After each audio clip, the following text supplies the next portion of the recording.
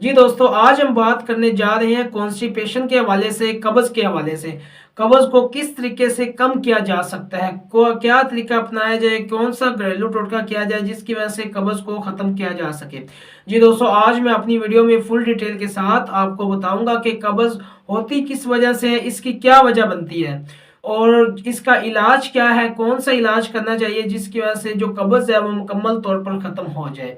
तो दोस्तों सबसे पहले बात करते हैं कि कब्ज़ होती क्यों है, इसकी क्या वजह बनती है। आपको पता होना चाहिए कि 99% पेशेंट्स ऐसे होते हैं जिनको कब्ज़ का बहुत ज़्यादा मसला होता है और जिनको कब्ज़ का मसला होता है उनको मैदे का भी बहुत ज़्यादा प्रॉब्लम होता है और जो जिगर है उसका भी मसला बन जाता है, उसके अलावा जो गुर्दे हैं उनका भी मसला बन जाता है।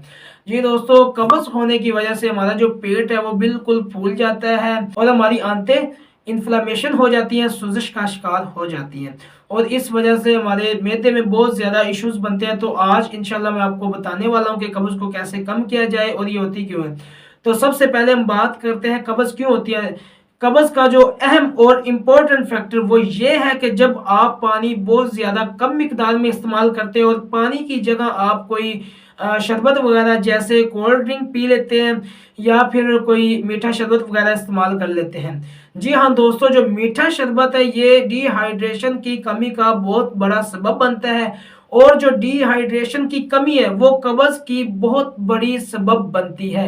डिहाइड्रेशन की कमी की वजह से, पानी की कमी की वजह से जो कब्ज़ है वो बहुत ज़्यादा हो जाती है। तो ये सबसे अहम वजह है। और नंबर 2 पे बात करें तो जब हमारे गट में हेल्दी बैक्टीरिया हैं वो ख़त्म हो जाएँ, ठीक हो गया। ख़त्म ऐसे कि मिसाल के तौर पर आप कोई मेडिकेशन वगैरह ले लें और जो मेडिकेशन है वो हेल्दी बैक्टीरिया पर असर अंदाज हो और हेल्दी बैक्टीरिया को आहिस्ता-आहिस्ता ख़त्म करती जाए। जब हेल्दी बैक्टीरिया हमारे मैदे से, हमारे स्टोमक से ख़त्म हो गए तो हमें कब्ज़ ऑटोमेटिकली होती जाएगी। तो आप मेडिसिन लेने में भी एहतियात किया करें कि कौन सी मेडिसिन लेनी चाहिए जिसकी वजह से हमारे जो हेल्दी बैक्टीरिया हैं उनको कोई किसी किस्म का साइड इफेक्ट नहीं पहुंचता। और अपने लाइफस्टाइल पे फोकस करें और अपने डाइट प्लान को देखें कि मैं क्या क्या इस्तेमाल कर रहा हूँ और क्या क्या इस्तेमाल नहीं कर रहा हूँ और जो जो चीज़ इस्तेमाल कर रहा हूँ उसके साथ क्या कब्ज़ हो सकती है या नहीं हो सकती, इस हवाले से आपने बिल्कुल एहतियात करनी है। और उसके अलावा जो आप ऑयली फूड्स वगैरह इस्तेमाल करते हैं वो भी बिल्कुल मुकम्मल तौर पर बंद कर दें, वो भी कब्ज़ का सबब बन सकती है। जी दोस्तों, अब मैं आपको इसका इलाज बताऊंगा, इसका क्या इलाज किया जाए, क्या घरेलू टोटके किए जाएं जिसकी वजह से कब्ज़ को मुकम्मल तौर पर ख़त्म कर दिया जाए। तो सबसे पहले जो अहम बात है वो ये है कि आप अपने आप को फिजिकल फिट रखें, आप वॉक किया करें डेली बेसिक पे। अगर वॉक करें तो ये कब्ज़ का खात्मा कर सकती है। और अगर हम खुराक के बारे में बात करें तो आप होल ग्रेन फूड, जो लाल आटा है वो इस्तेमाल करें, वो भी कब्ज़ को तोड़ देता है, कब्ज़ को तोड़ने का सबब बनता है, उससे भी कब्ज़ ख़त्म हो सकती है। और उसके अलावा अगर हम सब्जियों की बात करें तो जो कच्ची सब्जियां हैं वो बहुत ही ज़्यादा फ़ायदेमंद है कब्ज़ तोड़ने के लिए। जैसे कि जो खीरे हैं, गाजर वगैरह है वो इस्तेमाल कर लें, उसकी वजह से भी कब्ज़ ख़त्म हो सकती है। और स्पेशली तौर पर वो सब्जियां जो हरे पत्ते वाली होती हैं, जैसे कि बंद गोभी होगी वो इस्तेमाल कर लें, ठीक हो गया। खीरे वगैरह आप इस्तेमाल कर रहे हैं, खीरे खीरे इस्तेमाल करने की वजह से भी कब्ज़ ख़त्म हो जाती है। जी दोस्तों, और अगर हम फ्रूट्स की बात करें तो जो अमरूद है वो बहुत ही ज़्यादा फ़ायदेमंद है कब्ज़ को तोड़ने के लिए। तो जो बाकी फ्रूट्स हैं वो भी बहुत ज़्यादा फ़ायदेमंद है, जैसे कि स्ट्रॉबेरी होगी या सेब वगैरह हो गया। जो सेब है वो भी काफ़ी ज़्यादा फ़ायदेमंद है। लेकिन अक्सर दोस्त गलती करते हैं फ्रूट्स को इस्तेमाल करते वक्त कि वो छिलका उतार कर इस्तेमाल करते हैं फ्रूट्स को, हालांकि फ्रूट्स को छिलका उतार कर इस्तेमाल नहीं करना चाहिए क्योंकि छिलके के अंदर काफ़ी ज़्यादा मिकदार में फाइबर्स पाए जाते हैं जो कब्ज़ को तोड़ने का सबब बनते हैं। और अगर हम छिलका ही उतार दें फ्रूट से तो उससे कब्ज़ नहीं ख़त्म होगी। तो बेहतर ये है कि आप जो भी फ्रूट्स वगैरह इस्तेमाल करें, जैसे कि सेब वगैरह कोई भी फल इस्तेमाल करें तो उसका जो छिलका है कोशिश करें कि वो ना उतारा जाए। अगर आप छिलका उतार देंगे तो उससे आपको कब्ज़ नहीं ख़त्म होगी। और दोस्तों, अगर हम ड्राई फ्रूट्स की बात करें तो जो अंजीर है वो बहुत ही ज़्यादा फ़ायदेमंद है कब्ज़ को तोड़ने के लिए।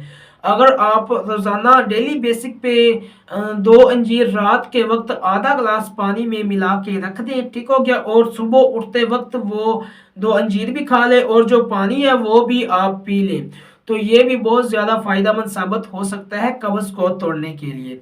उसके अलावा जो एक बहुत अहम फाइबर है, उससे आप मेरे ख्याल में तमाम दोस्त वाकिफ़ होंगे, क्योंकि वो हर मेडिकल स्टोर या फार्मेसी से आसानी के साथ मिल जाता है।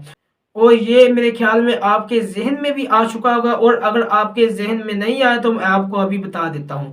जी दोस्तों, इस भगोल छिलका, जो छिलका है वो भी कब्ज़ के लिए बहुत ज़्यादा फ़ायदेमंद साबित हो सकता है।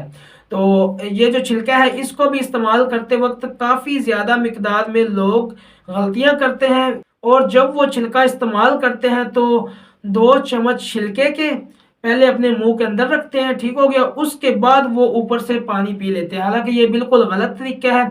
आप अगर आपने अपनी कब्ज़ को हकीकी तौर पे ख़त्म करना है तो आपको चाहिए कि 2 चम्मच छिलके को जो पानी है उसमें मिलाएं। मिलाने के बाद कुछ देर के लिए पानी को रख दें, क्योंकि अगर आप पानी को कुछ देर के लिए रखेंगे तो उस जो छिलका है वो बिल्कुल नरम हो जाएगा, और जब आप छिलकों को बाद में पिएंगे तो उससे आपकी कब्ज़ का खात्मा हो जाएगा। जी दोस्तों, ये तो था इलाज।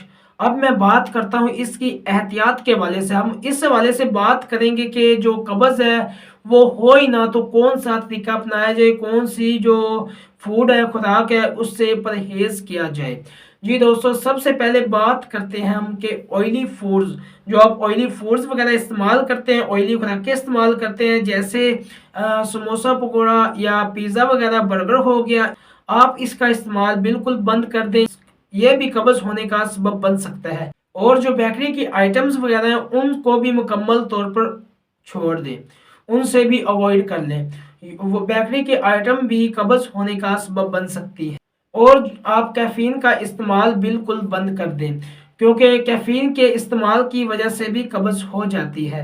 और उसके अलावा जो आप एंटी डिप्रेशन मेडिसिन लेते हैं, एंटी डिप्रेशन मेडिसिन लेने की वजह से भी कब्ज़ हो सकती है, और आप एंटी डिप्रेशन मेडिसिन बिल्कुल ना लें, ये भी कब्ज़ की वजह बन सकती है, ठीक हो गया।